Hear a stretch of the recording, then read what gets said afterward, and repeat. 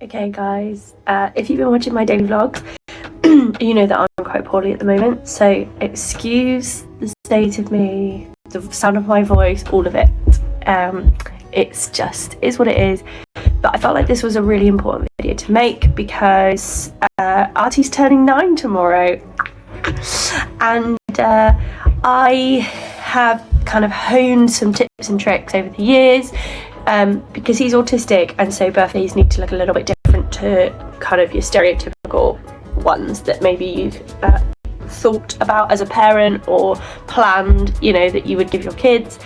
And so I wanted to share those tips and tricks with you, because if any of them work, then awesome. I feel like I've done something, you know, good for the world. So without further ado, I am going to be trying to put together some smoothie toilet decorations, yay, while I talk to you and share what we do to make birthdays a bit easier for Artie, and also for us, you know, it's a whole thing. Okay, so the first thing that we do every single year is Artie plans, or is part of the plan of what we're going to do. So we don't do you know, birthday parties and things like that because he doesn't want to. When he was a bit younger, I got a bit upset because I thought, oh, like, am I letting him down if he doesn't have a big birthday party? But actually, he really finds them stressful for other people, let alone himself being the centre of attention and things. He'd much prefer to have maybe 1 or 2 friends over at his house, or for us as a family to go and have a day out somewhere that he wants to go. They feel in control. They aren't kind of bamboozled with the change of routine. They know it's coming, so it almost feels like routine. And also they can then express what they're comfortable with. Now, not every autistic person is going to be able to have that conversation or be able to discuss, but I think hopefully as caregivers we can know what they like and what they don't like and allow them to be part of that process. You could even put some visual aids out and let them kind of have a look at them. You know, plan 3 days and then say choose one, you know, if just them planning it in general is too much. So that quite nicely moves on to the second thing, which is we tend to stagger everything. So we don't have you know, everything in one day and then it's done, because that's just too much for Artie, and I think it's a lot for most kids really when they're young. So what we do is we'll have a day out sort of the week before or day before, and then if there was family that wanted to see them or give presents, we kind of do that staggered throughout the week, so that it's not all that social expectation, all that kind of like excitement and demand all in one day. It's just too much. What is this? Okay. So the third thing that we often do with any kind of big change or exciting thing, but definitely for birthdays, is social stories.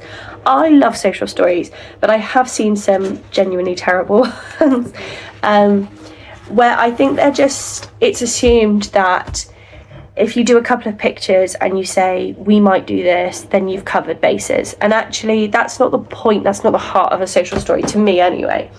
For me, a social story is about trying to remove a lot of the anxiety that comes with changes or transitions.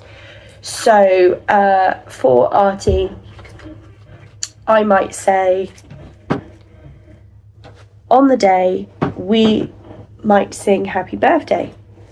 But if Artie doesn't want us to sing happy birthday, he can do a thumbs down when we get the cake. He doesn't actually want a cake this year, but that's another story. But by giving him that reassurance that we might sing happy birthday, but if he doesn't want us to, it will be okay, it helps him to feel in control and to be prepared that he can ask and advocate for himself. Because what I find, so for example, a lot of social stories would say, and then we might sing happy birthday. And for Artie, that's a worry. He's going to start panicking then that, you know, oh, there's going to be this loud noise and everyone's going to be singing and expecting me to look at them and what am I going to do? And he's really going to worry about it. So actually a social story could be more damaging if you did it that way. So I really love social stories, but I hope that example kind of gives you an idea of why they need to be written a certain way. So think about your child, think about the things that usually trigger them, if it's loud noises, if it's the transition moments, if it's seeing family, what to do when they arrive, how to greet them. You can incorporate things that are going to help them advocate for themselves in those moments, you know, and it really should be as simple as a thumbs up or a thumbs down. So and keep it consistent so that it's easier for them to remember. So you will say, people will arrive, you can greet them, or if you're uncomfortable, you can do a thumbs down and go to your room for a minute and come down when you're ready. You know, something like that just gives them a lot more control over the situation and hopefully relieves a lot of anxiety. So another thing that I quite often do if there's going to be any kind of family gathering or a place where I know that Artie is unlikely to be verbal, because when we're out and about, Artie is usually non-verbal. He tends to only talk when we're at home. And so we have a safe word or safe motion. So for us, it's usually a thumbs down. We do have visual aids and I am encouraging him to use them. We also have a speech assistant app, which I'm encouraging him to use. But in those moments, it's not the right time to push him. So for now, we're doing a thumbs down if things are getting too much. And if your child has something that they know they can communicate with you that's comfortable for them, where they're at, you know, not pushing them to do more than they're capable of in that moment, it can make them feel a lot safer, a lot more secure, and actually it can keep them going for longer than if they didn't and they started to panic because they couldn't communicate to you that they're starting to struggle. I'm getting really tangled up here. Oh my word. The other thing that we do, which looks very different compared to your average birthday, is that we tend to not have surprises. So Artie doesn't necessarily know exactly what he's getting for his birthday, but he makes a list like he would at Christmas, and I make a point of kind of giving away what he's probably going to get. It relaxes him and it stops him from getting overwhelmed in the run-up to his birthday, because we used to have meltdown after meltdown after meltdown. About a week, 2 weeks before his birthday, he would just not cope. And actually it would get to the point where when his birthday came around, he was so done, you know, he actually wasn't very happy. Okay, so we also have to bear in mind that there are a lot of social expectations when it comes to opening presents. If you put a child in front of family, especially if they get older, they understand that there's an expectation of how they're supposed to react, and maybe someone's got a bit annoyed with them because they didn't react the right way before. And so I personally like to do presents just us at home. You might have family members that aren't very happy with that. They'd rather be there for it. Maybe you could stagger it so that, like I said before about having, you know, a few days worth of experiences, maybe you stagger the presents a little bit so that it's easier. Use that safe word. And it's important that we remember that obviously we have to advocate for them over any family members. You know, their feelings aren't more important than your child's on their birthday.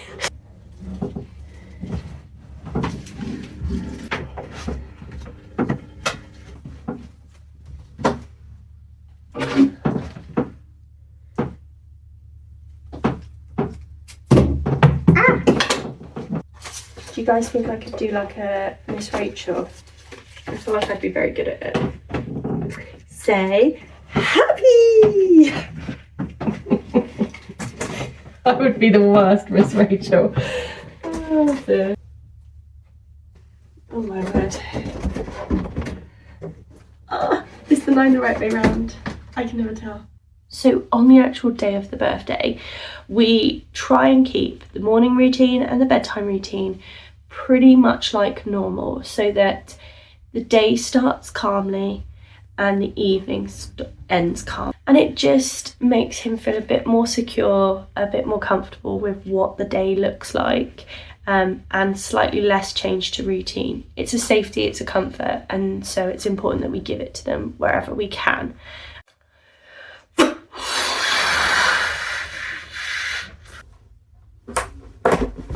Also be mindful of things like poppers, or, you know, singing happy birthday really loud.